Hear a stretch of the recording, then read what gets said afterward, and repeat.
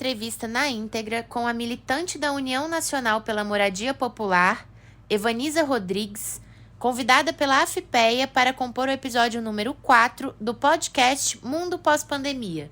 Você pode ouvir o podcast conduzido pelo jornalista Lucas Scherer, com os melhores momentos desta entrevista e de outros convidados, acessando a página da AFPEA por Direitos e Democracia no Spotify e em outras plataformas. Você também pode ouvir na íntegra as outras entrevistas deste episódio e de outros aqui no nosso canal do YouTube.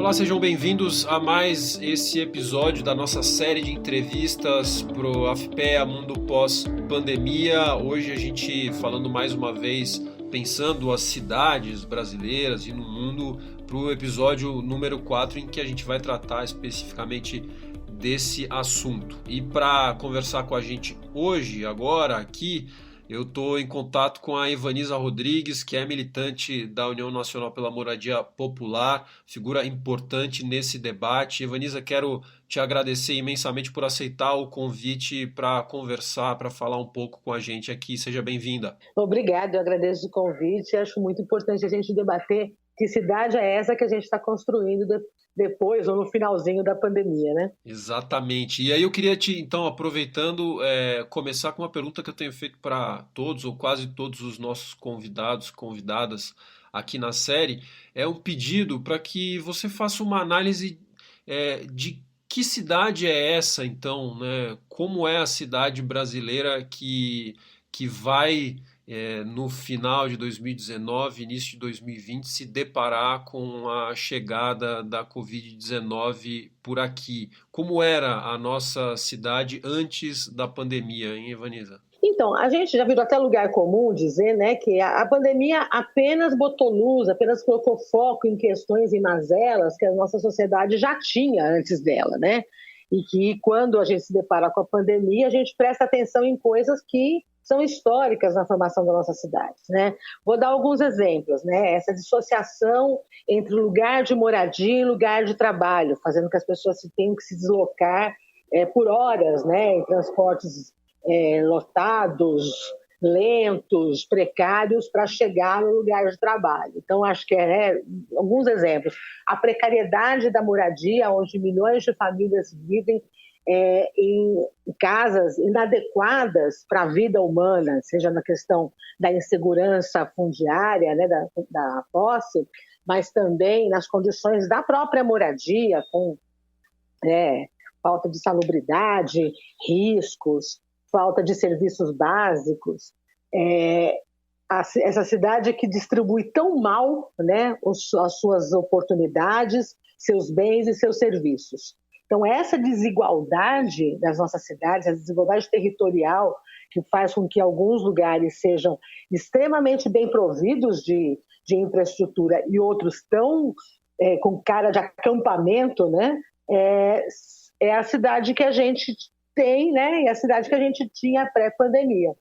A gente conversava bastante, né? Que muitas vezes é difícil ter visibilidade, né, para quem não está enxergando essa cidade com padrão acampamento, né? Essa cidade que não tem o mínimo de infraestrutura, o mínimo de condições de vida. E quando a gente olha, né, para a mídia, para os espaços de divulgação, muitas vezes a gente ouve apenas um fato que acontece numa ocasião especial. Então houve uma grande chuva, houve um deslizamento de terra, caiu 4 ou 5 casas e aí aquilo vira notícia. No dia seguinte, o chão secou, né, já acabou a operação de resgate, já acabou a operação de retirada dos mortos e feridos, ninguém mais lembra que existe aquele lugar. Então, a nossa cidade, além de desigual, ela invisibiliza os mais pobres, fazendo que as nossas dores não sejam as dores sentidas, né, e expostas no dia a dia. Então, isso se agravou, eu acho que é muito importante destacar, né, tanto pela crise econômica que a gente já vinha vivendo, né, até 2019, com o desemprego, com o subemprego, com a precarização do trabalho, né? Então, esse é um aspecto importante, quanto também com a retirada de políticas públicas que deveriam enfrentar essa situação. Então, a gente vê, chega no início de 2020 com um grande exército de pessoas ou desempregadas ou subempregadas, trabalho precarizado, e com um monte de políticas sendo desmontadas. E é nessa situação que a gente vai ter que enfrentar essa terrível situação que foi a pandemia. Evaniza, ainda antes da gente de eu te pedir para pensar, para nos falar um pouco sobre como a pandemia mexe com esse cenário ou não, né? Eu queria te fazer uma pergunta, ainda pensando nisso que tu nos fala agora, sobre qual é a cidade que se depara, né, que vai se deparar com a pandemia ali no início de 2020. Você nos falou de uma cidade desestruturada, né, fragmentada, enfim, separada, né?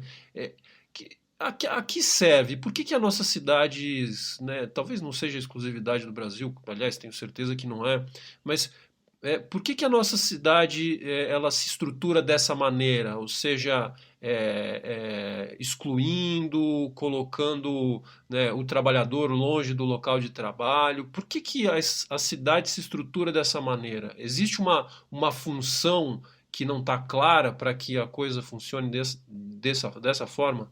A professora Hermínia Maricato tem uma figura de linguagem muito interessante. Ela fala que o desejo das elites é que os pobres, os trabalhadores que servem a essa elite, se desmaterializassem ao fim da jornada de trabalho e somente reaparecessem no dia seguinte, na hora de pegar no batente de novo, né? E, na prática, é isso que acontece, né? Essa cidade está estruturada para não servir a maioria dos trabalhadores, porque os bens, as riquezas, a infraestrutura, ela está colocada a serviço de uma minoria.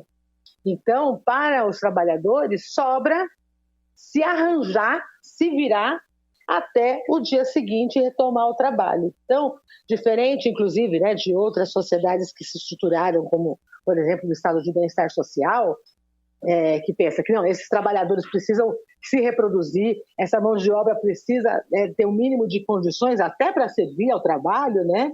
A nossa sociedade sempre trabalhou com considerando que tem mão de obra sobrando demais, tem muita gente excluída, tem muita gente fora do sistema.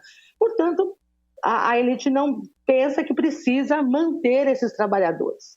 Isso pensando no ponto de vista aí da reprodução da força de trabalho. Por outro lado, né, a gente vai ter, historicamente, né, uma concentração dos investimentos públicos nas áreas melhor estruturadas da cidade.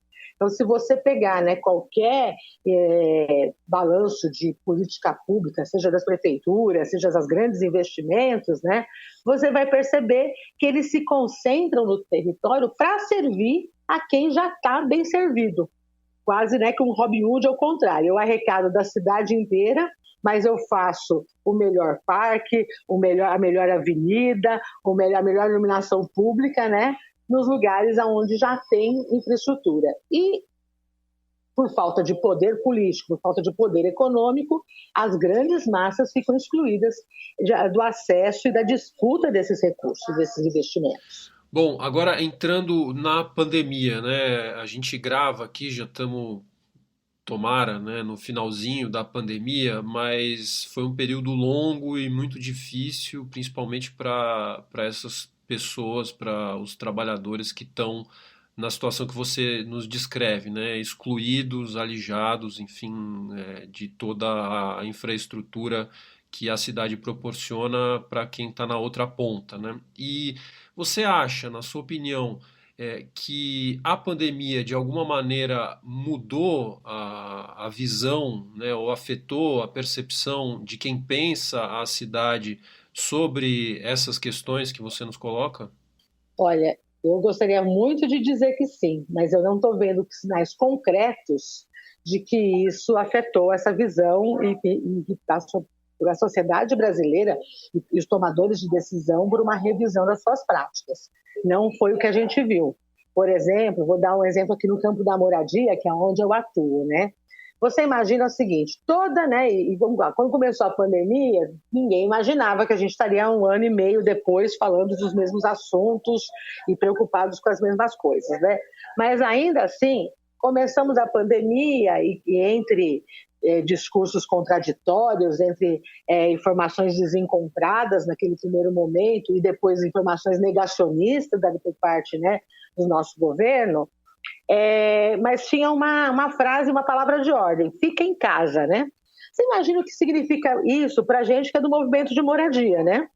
Quando você fala fica em casa, você imagina que todo mundo tem uma casa para ficar e que essa casa ofereça condições para fazer as coisas que precisam para a prevenção da doença. Então, fique em casa, lave as mãos. Então, pressupõe que eu tenho uma casa, tenho serviço de água permanente, que não tem interrupção e que eu posso lavar minhas mãos.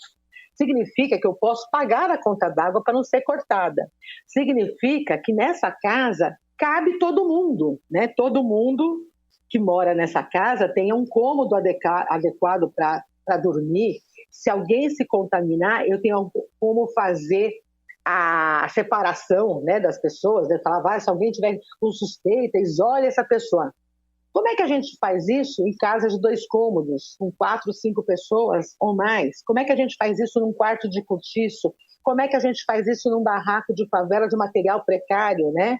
A ventilação é importante. Em casas que muitas vezes vivem em situação de umidade, falta de ventilação, materiais que vão embolorando, né?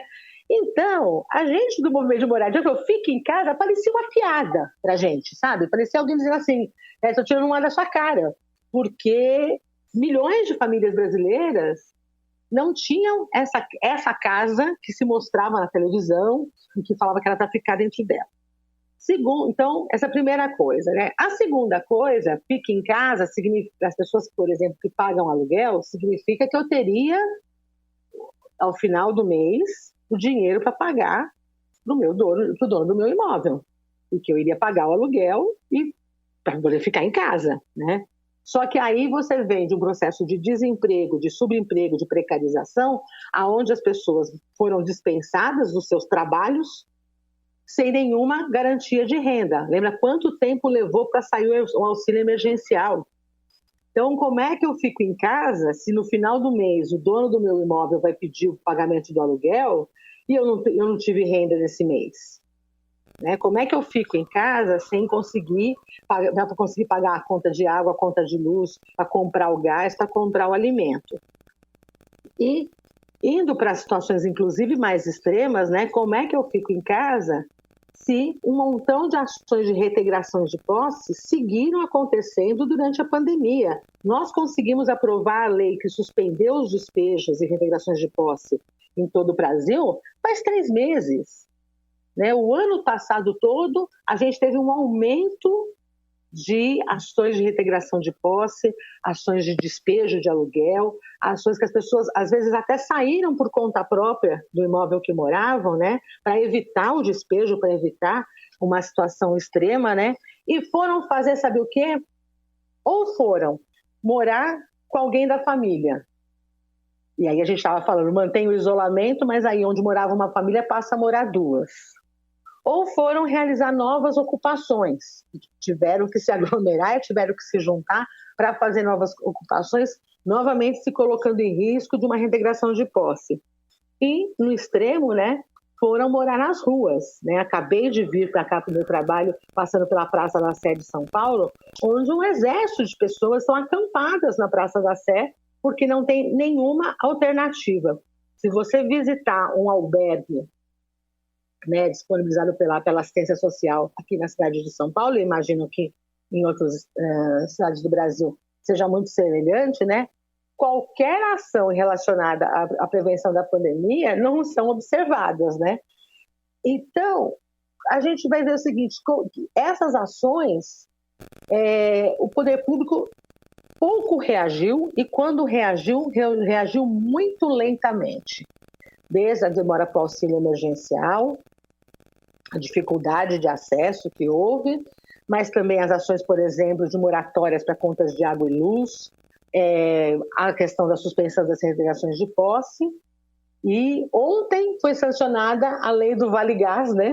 Vamos esperar agora como é que ela vai ser implementada, né? Para as famílias que sequer tinham como cozinhar alimentos. A gente fez muitas campanhas, o movimento se mobilizou para exigir política pública, por um lado, então essas políticas que eu falei, todas elas foram fruto de pressão do movimento popular, e também como fazer ações de solidariedade, buscando doações de alimentos, de itens de limpeza, de máscara, de álcool gel, costurar máscara, distribuir para as pessoas de forma gratuita, né? Porque não havia políticas públicas para enfrentar isso.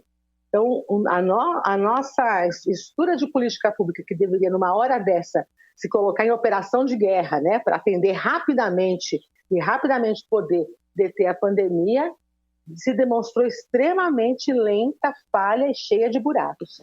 Pois é, Vanessa. E a gente, assim, como enfim, aparenta estar saindo desse período de pandemia, né? O número de casos já vem baixando, o número de mortes também. E alguma coisa, eu queria te perguntar, assim, na tua opinião, algumas, talvez três principais tendências ou cenários que se desdobram então no futuro dentro da temática da cidade, da moradia, enfim. Você acha que diante desse cenário tão pouco otimista que tu nos apresenta, né? Tu acha que para o futuro alguma coisa pode mudar como resultado dessa experiência que a gente teve aí no último 1 ano e meio, enfim, de pandemia?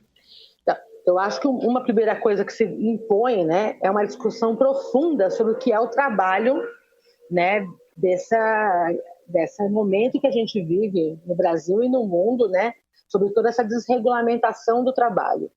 Porque o que a gente percebeu foi isso, né, que se a gente não discutir isso, a gente vai entrando em ciladas que deixam o trabalhador, especialmente aqueles com menor renda, com menor formação, né, mais desatendidos, né? Então, primeiro, acho que uma discussão profunda sobre a questão do trabalho, da seguridade social, da assistente social, de formação, né? E é um tema que para a gente é muito importante pensar como que a gente estrutura a questão da seguridade social de uma cobertura universal, né? Então, ao invés de estar discutindo aí que é Auxílio Brasil, agora nem sei o nome do negócio, né? A gente deveria estar discutindo a renda mínima universal, né, que inclusive é lei no nosso país e que a gente não consegue avançar numa discussão de uma renda mínima que garanta que o trabalhador e a trabalhadora tenham, né, condições de sobrevivência, né, e poder, inclusive, buscar alternativas na própria economia, né? Então, eu vejo muito incentivo aí ao tal do empreendedorismo, né? E vejo muito pouco se falar, por exemplo, do apoio à economia solidária, que, na nossa opinião, deveria ser a forma mais incentivada, mais apoiada, né? Para você gerar empregos de qualidade, né? E baseados, né, numa economia redistributiva. Então, acho que esse é um assunto. Um segundo assunto é enfrentar essa questão do nó da terra, né, da questão da regularização fundiária, da questão do acesso à terra, especialmente para as favelas, comunidades, ocupações, né, mais precárias. Nós temos uma legislação que ela foi se transformando ao longo do tempo, mas que ela ainda burocratiza extremamente, né, a regularização e a segurança da posse.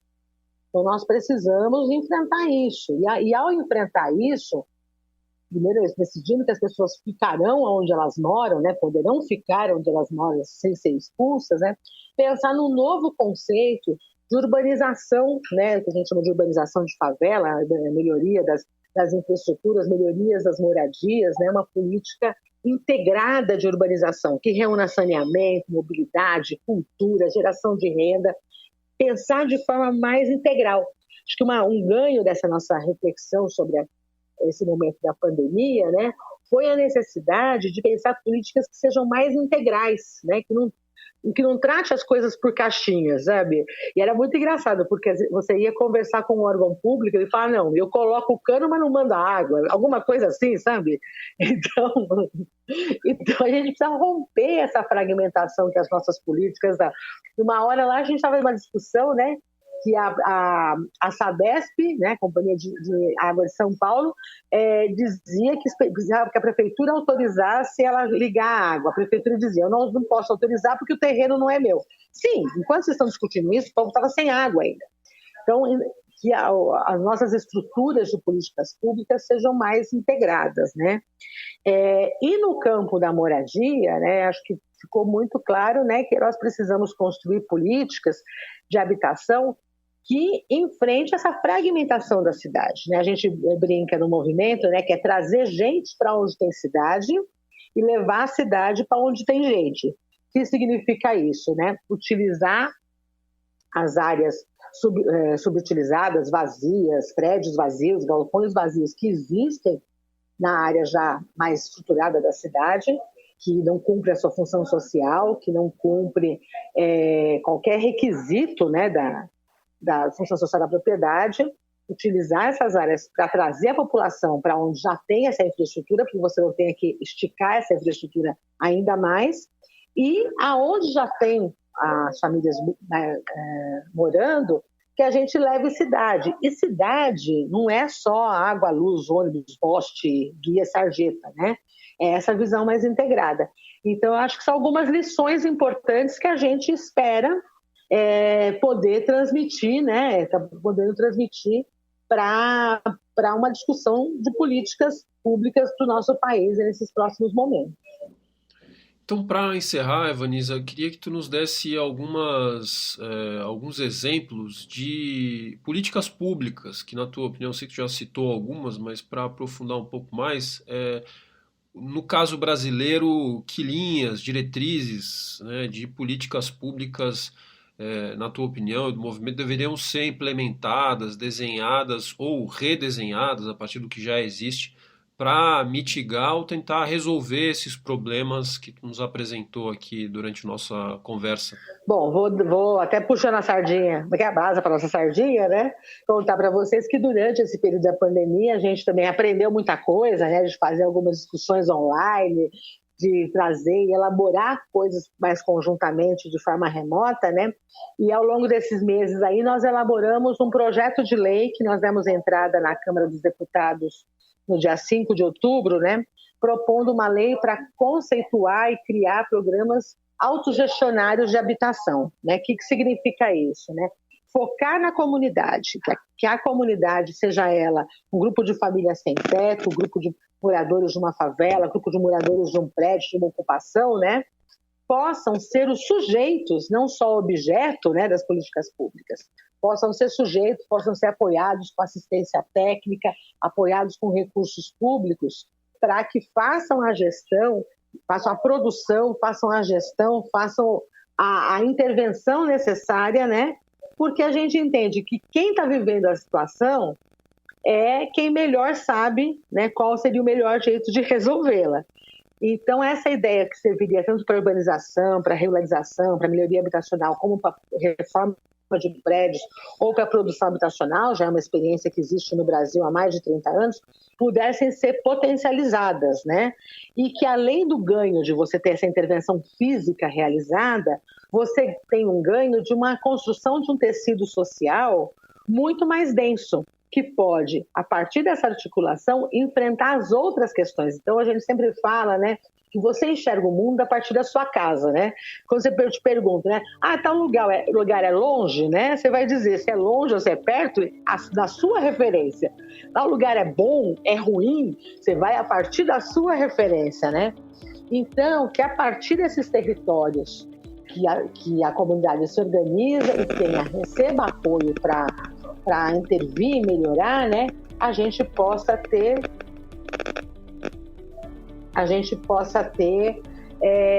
políticas, né, e ações mais integradas. Então, essa talvez seja a gente está com um projeto de lei na Câmara, achamos que era importante colocar esse debate no meio dessa discussão, né, para a gente dar um passo à frente e aproveitar o que a gente aprendeu, que a gente encontrou, que a gente escutou de coisas durante esse processo da pandemia. Ivaniza Rodrigues, militante da União Nacional pela Moradia Popular, falando aqui com a gente sobre esse assunto tão importante para a série AFPEA Mundo Pós-Pandemia. Ivaniza, mais uma vez, muitíssimo obrigado por aceitar o convite, por esse bate-papo, por essa aula aqui na nossa série. Um prazer falar contigo e até a próxima. Eu que agradeço, muito bom conversar com você.